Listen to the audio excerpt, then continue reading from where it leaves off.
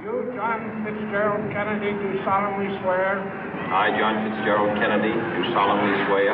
That you will faithfully execute the office of President of the United States. That I will faithfully execute the office of President of the United States. And will, to the best of your ability. And will, to the best of my ability. Preserve, protect, and defend the Constitution of the United States. Preserve, protect, and defend the Constitution of the United States. So help you God. So help me God.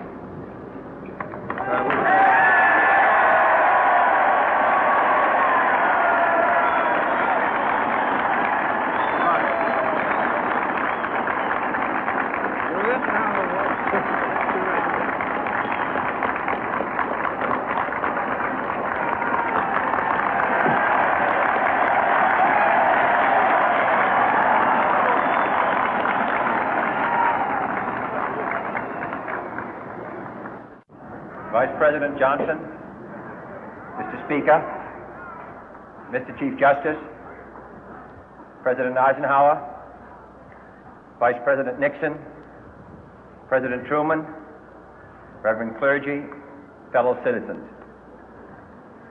We observe today not a victory of party, but a celebration of freedom, symbolizing an end as well as a beginning, signifying renewal as well as change. For I have sworn before you and Almighty God the same solemn oath our forebears prescribed nearly a century and 3/4 ago.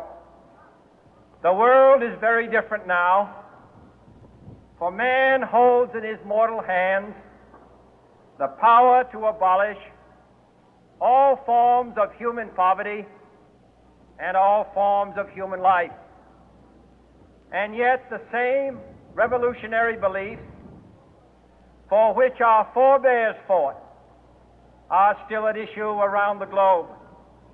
The belief that the rights of man come not from the generosity of the state, but from the hand of God. We dare not forget today that we are the heirs of that first revolution.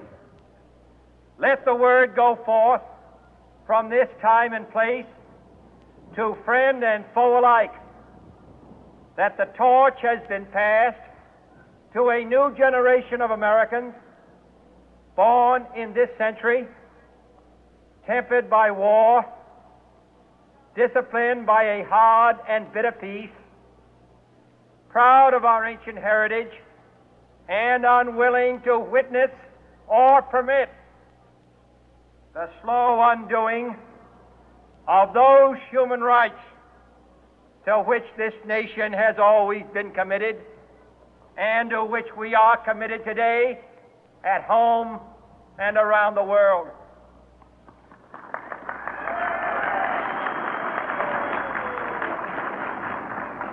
Let every nation know, whether it wishes us well or ill, that we shall pay any price, bear any burden, meet any hardship, support any friend, oppose any foe to assure the survival and the success of liberty.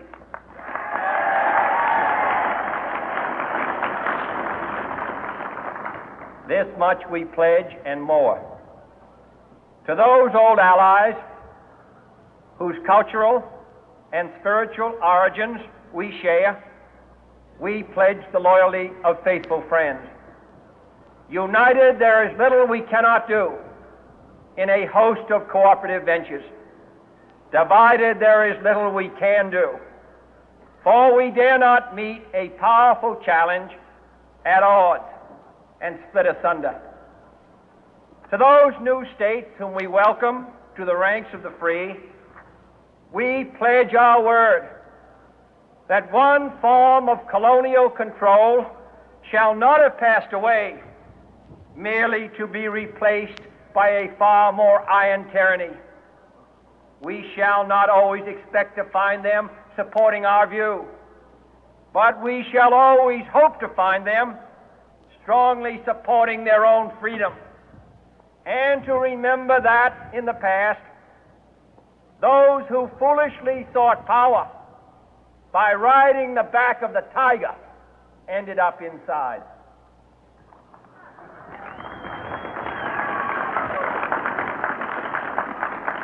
To those people in the huts and villages of half the globe struggling to break the bonds of mass misery, we pledge our best efforts to help them help themselves for whatever period is required, not because the communists may be doing it, not because we seek their votes, but because it is right.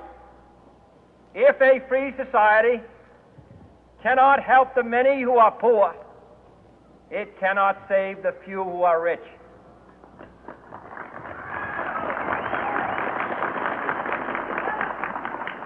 To our sister republics south of our border, we offer a special pledge to convert our good words into good deeds, in a new alliance for progress, to assist free men and free governments in casting off the chains of poverty. But this peaceful revolution of hope cannot become the prey of hostile powers. Let all our neighbors know that we shall join with them to oppose aggression or subversion anywhere in the Americas. And let every other power know that this hemisphere intends to remain the master of its own house.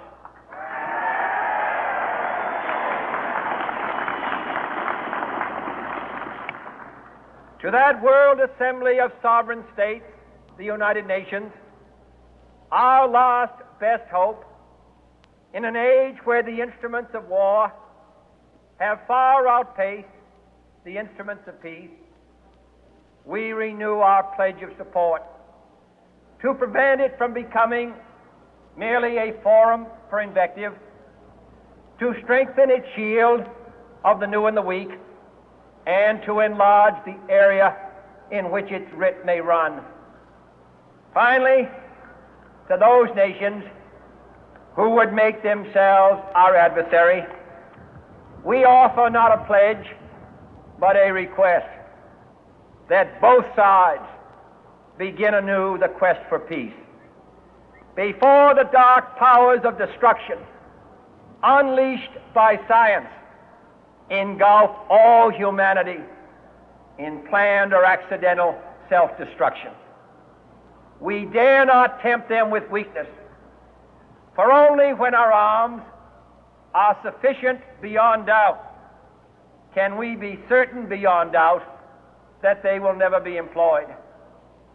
But neither can two great and powerful groups of nations take comfort from our present course, both sides overburdened by the cost of modern weapons, both rightly alarmed by the steady spread of the deadly atom, yet both racing to alter that uncertain balance of terror that stays the hand of mankind's final war.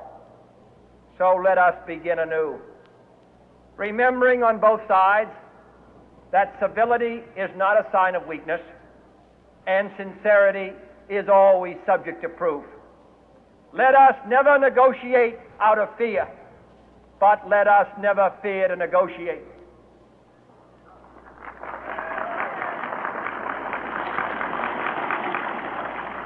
Let both sides explore what problems unite us, instead of belaboring those problems which divide us. Let both sides, for the first time, formulate serious and precise proposals for the inspection and control of arms, and bring the absolute power to destroy other nations under the absolute control of all nations.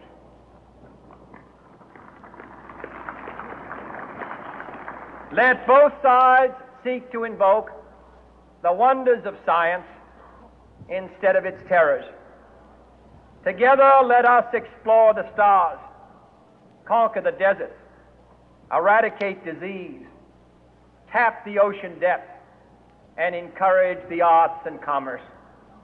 Let both sides unite to heed in all corners of the earth the command of Isaiah to undo the heavy burden and let the oppressed go free.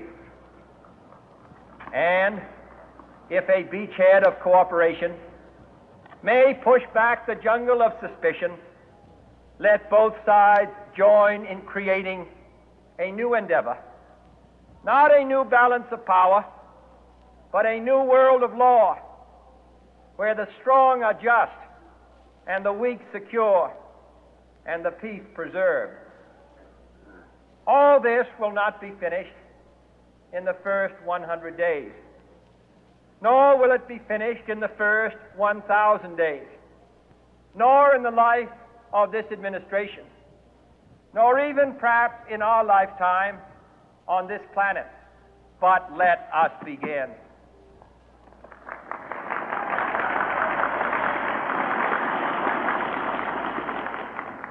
In your hands, my fellow citizens, more than mine, will rest the final success or failure of our course. Since this country was founded, each generation of Americans has been summoned to give testimony to its national loyalty. The graves of young Americans who answered the call to service surround the globe.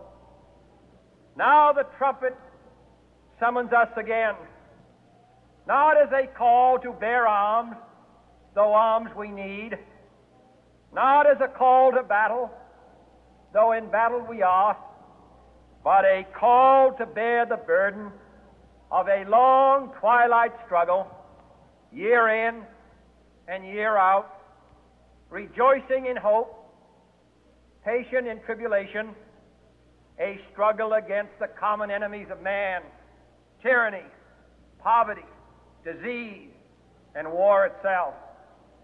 Can we forge against these enemies a grand and global alliance,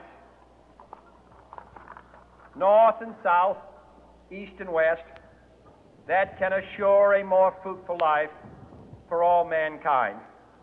Will you join in that historic effort?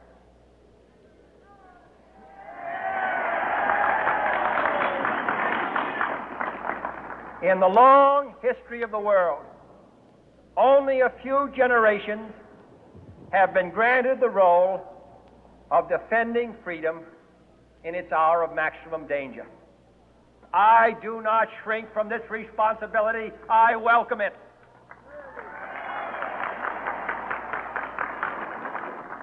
I do not believe that any of us would exchange places with any other people or any other generation. The energy, the faith, the devotion which we bring to this endeavor will light our country and all who serve it. And the glow from that fire can truly light the world. And so, my fellow Americans, ask not what your country can do for you. Ask what you can do for your country.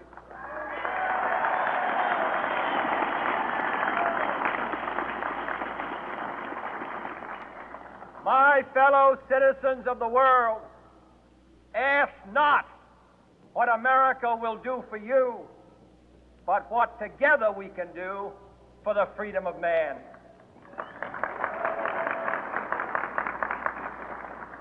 Finally, whether you are citizens of America or citizens of the world, ask of us here the same high standards of strength and sacrifice which we ask of you.